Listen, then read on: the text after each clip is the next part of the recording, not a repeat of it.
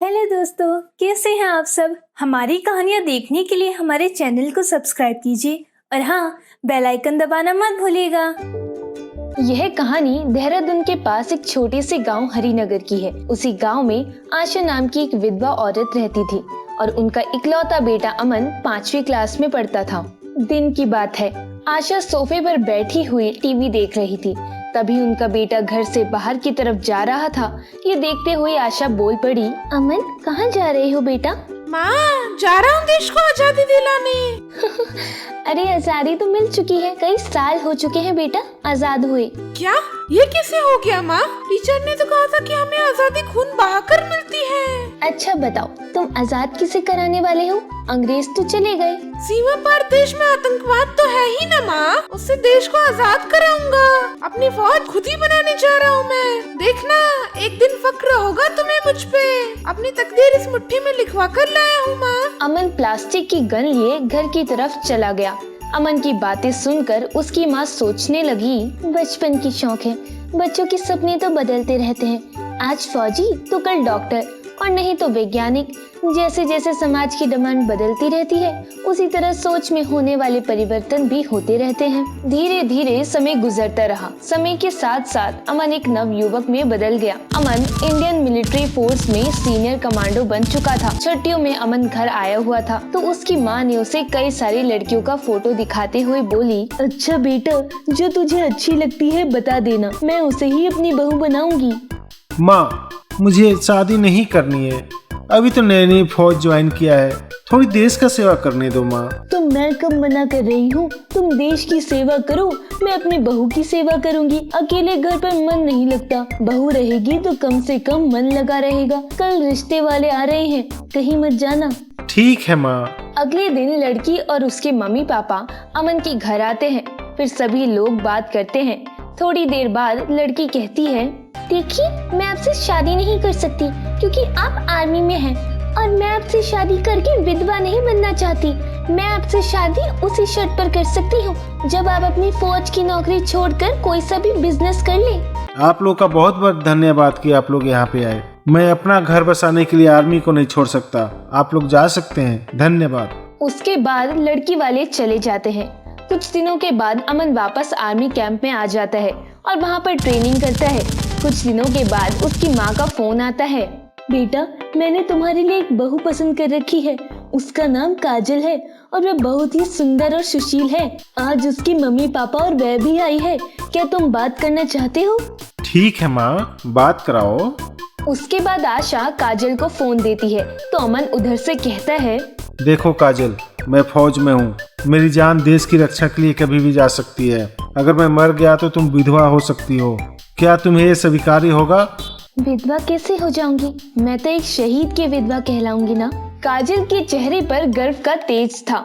अमन को उसका जवाब मिल चुका था।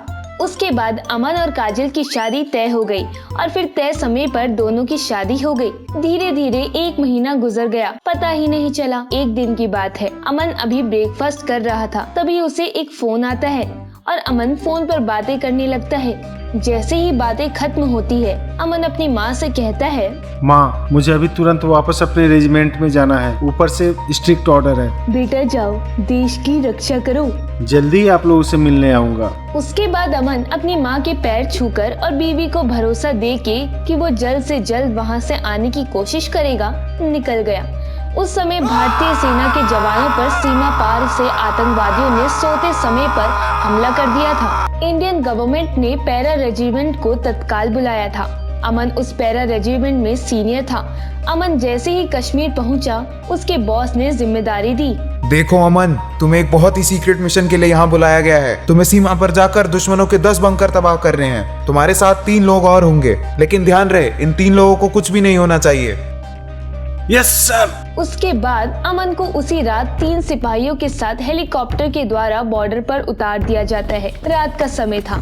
उसे जिम्मेदारी दी गई कि सीमा पार जाकर आतंकवादियों के बंकरों को तबाह कर दिया जाए। अमन और उसके साथियों ने आतंकी सहित आतंकवादियों के पूरे बंकरों को उड़ा दिया। उन्हें जल्द से जल्द अपनी सीमा में प्रवेश करना था। अमन को 10 बंकरों को तबाह करने की जिम्मेदारी मिली थी, जिनमें से 8 को उन सब ने मिलजुल कर तबाह कर दिया था। अभी 2 बंकर बाकी थे जिसमें कई सारे आतंकी छिपे होने की आशंका थी।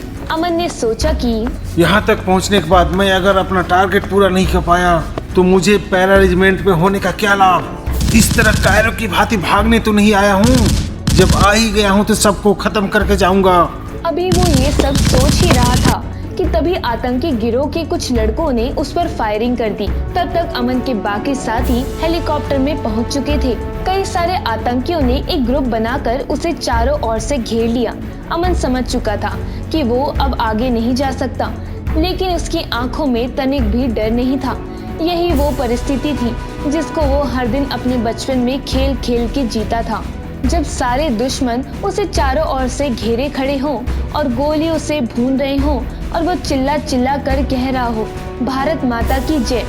आज उसका स्वप्न सत्य होने के करीब था, लेकिन अमन आतंकियों को उसके कफन पे खुशी तो मनाने नहीं देने वाला। उसने अपनी बंदूक नीचे फेंक दी। आतंकियों को लगा कि अमन ने सरेंडर कर दिया। वो एक राक्षसी हंसी हंसने लगे, फिर एक सर्किल बनाकर अमन को घेरना चालू कर दिया। यही वो मौका था जिसका अमन को बेसब्री से इंतजार था। क्या रे इंडियन, तू तो बड़ा कमजोर निकला। आखिरकार इंडियंस ने हमारे सामने घुटने टेक ही दिए। आतंकवादियों ने एक साथ हवाई फायर करनी शुरू कर दी। गलत बोला, इंडियंस कभी घुटने नहीं टेकते बल्कि तोड़ते हैं सामने वालों की। क्या मतलब? भारत माता की जय, भारत माता की जय। उसके बाद अमन अपने शरीर में बंधे हुए एलईडी बम को उड़ा दिया। देखते ही देखते सारे आतंकवादी के चीथड़े उड़ गए। वो एरिया आतंकी बंकरों सहित पूरा तबाह हो गया। अमन के भी चीथड़े उड़ चुके थे, लेकिन मानो अभी भी वातावरण में सिर्फ एक ही चीज गूंज रही थी, भारत माता की जय। काजल एक शहीद की पत्नी बन चुकी थी। आशा शर्मा, जो आज यकीन नहीं हो रहा था उनका बेटा इतना बड़ा बलिदान कर जाएगा पर न्यौछावर हो जाएगा, लेकिन उन्हें आज गर्व भी हो रहा था कि उन्होंने एक वीर सुपुत्र को जन्म दिया। ये तो अपनी मुट्ठी में पहले ही अपनी तकदीर लिख चुका था। काजल के पेट में भी एक नई दुनिया जन्म लेने वाली थी। कुछ आवाजें अंदर से महसूस हो रही थी। उसे ऐसा लग रहा था कि कोई कह रहा हो, मैंने कहा था ना, मैं फिर आऊंगा। देखो, पैरा रेजिमेंट वाले अपना वादा नहीं तोड़ते। भारत माता की जय। दोस्तों, अगर आपको ये कहानी पसंद आई हो तो हमारे चैनल को सब्सक्राइब कर लें, बेल नोटिफिकेशन दबा लें और कमेंट करके जरूर बताएं कि आपको ये कहानी कैसी लगी। धन्यवाद।